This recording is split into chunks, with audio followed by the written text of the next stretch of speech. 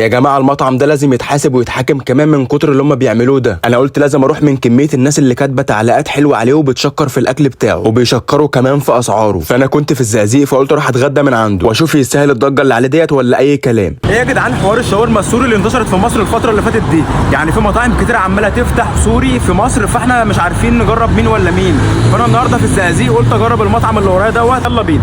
المطعم اسمه فرسان الشام في شارع طلبة عويضه. القعدات في الدور الثاني زي ما انتم شايفين كده، برده وعنده قعده اول دور زي البلكونه بالظبط. انا طلبت من الناس اللي انا اصور وكانوا مرحبين جدا وما رفضوش. هنا كان بيحضر سندوتش الشاورما، بيحط التوميه، بعد كده بيحط الخيار المخلل، بعد كده بيحط الشاورما الفراخ ويلف السندوتش كده ويدي العيش تشميع على النار. طلبت كام حاجه كده علشان اجربهم، فيلا بينا. جربت اول حاجه المناقيش اللي هم اصلا بيعملوها بجبنه مختلفه عن الجبنه الموتزاريلا، وبصراحه دي كانت بدايه مبشره وكان طعمها حلو. دخلت بعد كده بقى على الماريه شاورما فراخ. تتبيله الشاورما حلوه عجبتني بصراحه، واللي عجبني اكتر بقى ان العيش كان فريش. الفراخ الشوايه عندهم بقى كانت دايبه خالص كده وبيضه من جوه قوي. جربت اول حاجه الفراخ الشوايه مع التوميه السبايسي، طعم تتبيله الفراخ كان عالمي. قلت برضه اجربها بالتوميه العاديه بس حبيتها اكتر بالتوميه السبايسي. كنت طالب من عندهم كمان بروست. البروست التتبيله بتاعته بتبقى سوري مش زي عندنا كده في بازوكا والكلام ده خالص، لا التتبيله بتاعتهم هي بتاعتهم هم، فانا مش متعود على البروست بتاعهم فطعمه ما فضلتوش. احنا طلبنا وجبه عربي اكسترا، تمام، شاورما فراخ وشاورما لحمه. فيلا بينا نجرب اول حاجه الفراخ.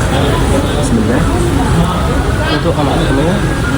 نجرب بقى الشاورما اللحمه كده مع التوميه، جامده قوي، طعمها مميز. سلطه الفتوش حطيت عليها كده دبس رمان من فوق وكان طعمها عالمي بجد. اخر حاجه بقى جربتها كان فتة الفاهيتا. الرز كان عجبني بس الفراخ كانت ناشفه قوي قوي قوي. تجربه المطعم فرسان الشام تجربه كويسه وبجد هم حلوين، ولكن في حاجات كده عايزه تتعدل. ويلا سلام عليكم.